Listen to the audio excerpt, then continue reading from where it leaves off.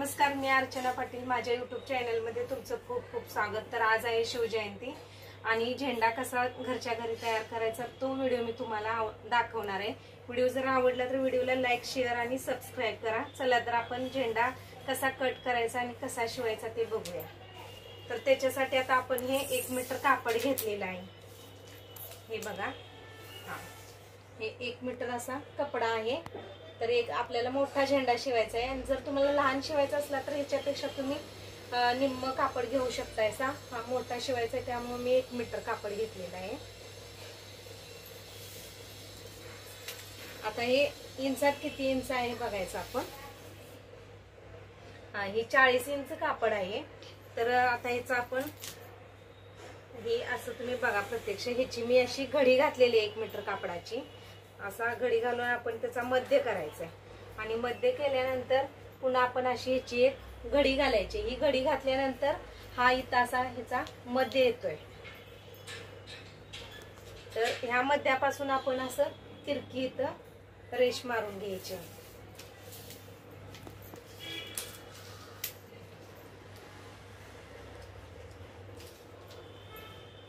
इथं असं आपण टाकून घ्यायचं।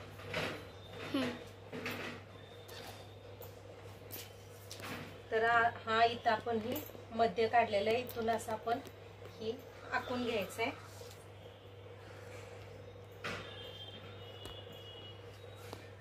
तर लक्षात आलं का, हा मध्य आहे। मध्यापासून इथपर्यंत प्लेनच भाग असा ठेवायचा आहे आणि इथून आपण ही तिरकी रेषा मारून घ्यायची आणि आता आपण कटिंग करायचं तिरकच। हे डबल कापड आहे तर ही कापड सुद्धा आपलं कमी जास्त होतं, पण कटिंग करताना एकमेकावर हे खालचं आणि वरचं कापड बरोबर आहे का, सरकलेलं नाही का हे पण आपण बघून घ्यायचं आहे। कारण कापड जर सरकलं तर आपला आकार हा बदलतो। त्यामुळं तुम्ही वाटलं तर दोन्ही साईडला 2 पिना लावू शकताय, कापड सरकत नाही त्याच्यामुळं। आता आपण असं इथं तिरकं असं कट करून घ्यायचं आहे।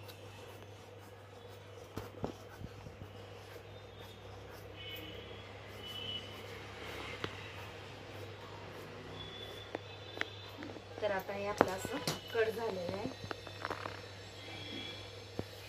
आता बघा, हा पूर्ण झेंड्यासारखा आकार आपला असं झालेला आहे। आता याला आपण टिप मारून घ्यायचे। इथं आपण म्हणजे आपण काठी किंवा तुमची जी काय असेल ती नळी बसण्यासाठी इथे आपण फोल्ड करून इथं एक टिप मारायचे आणि हे सुद्धा असं आपण दुमड टाकून ह्याला अशा टिपा मारून घ्यायचे। तर टिपा कशा मारायच्या ते पण मी तुम्हाला दाखवणार आहे। आणि जर तुम्हाला डबल कपडा जर पाहिजे असेल, कापड 2 मीटर लागतं त्याच्यासाठी, तो पण झेंडा चांगला होतो। हा 1 मीटर आहे त्याच्यासाठी तुम्ही 2 मीटर कापड घ्यायचंय आणि एकमेकावर म्हणजे 2 कपडे ठेवून कटिंग करायचं। तर चला आता शिवण कसं करायचं ते मी तुम्हाला दाखवणार आहे। तर उलट सुलट बाजू आपण बघून घ्यायचे। तर इथं आपण काठी घालण्यासाठी इथं आपण हा स्पेस ठेवायचा आणि इथं टिप टाकून घ्यायची अशी दुमड घालून।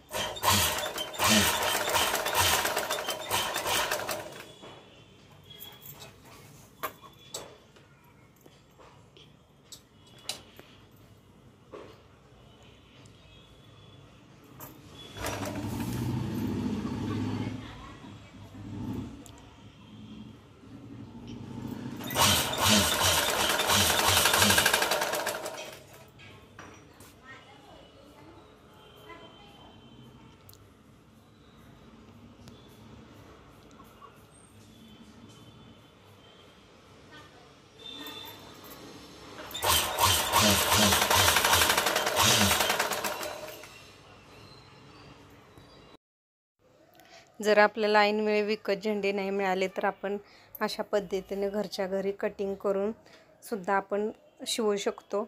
आणि जर मशीन जर नसेल तर याला नाही टिप मारली तर चालते, आपण हातावरती सुद्धा टिप टाके घालून घेतले तर सुद्धा चालतील।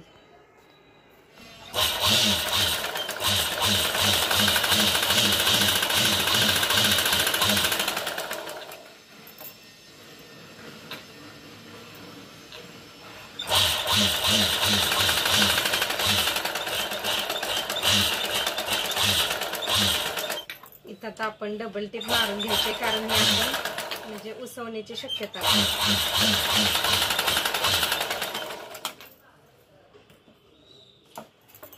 आता ह्या साईडला पन्ना असल्यामुळे इथं काही मी टिप मारणार नाही. आता इथे ह्या बाजूला आपण अशी टिप मारून घ्यायची दुमट टाकून. ज्यावेळी आपण टिपा मारायला सुरुवात करतो त्यावेळेला कापड आपण अलगदपणे पीळ टाकून त्याच्यावरती टिप मारायचे. कापड ओढायचं नाही. कापड जर तुम्ही ओढलंसा तर आकारामध्ये बदल होतो आणि ते लांबट आकार वेगळाच आकार होतो.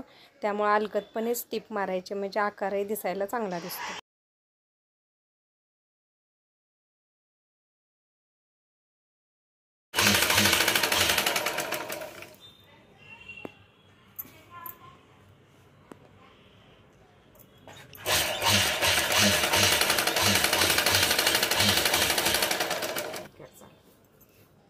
आता आपण इथं मध्यावर आलोय. इथं पण व्यवस्थित आपलं टिप आली पाहिजे कारण इथं बरोबर म्हणजे हा आकार दिलेला आहे. या पद्धतीनं आपणही घरच्या घरी झेंडा आपण शिवू शकतोय. जर तुम्हाला व्हिडिओ आवडला तर व्हिडिओला लाईक, शेअर आणि सबस्क्राईब करा आणि तुम्ही ह्याच पद्धतीने शिवा आणि कमेंटमध्ये सांगा तुम्हाला कसा वाटला.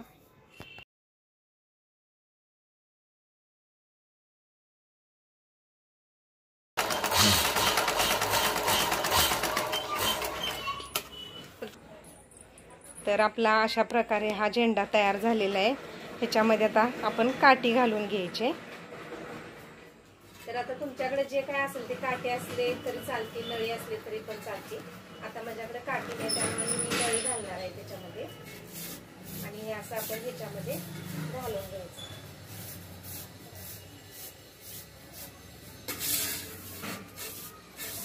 तर अशा प्रकारे हा आपला झेंडा तयार झालेला आहे. दिसतोय?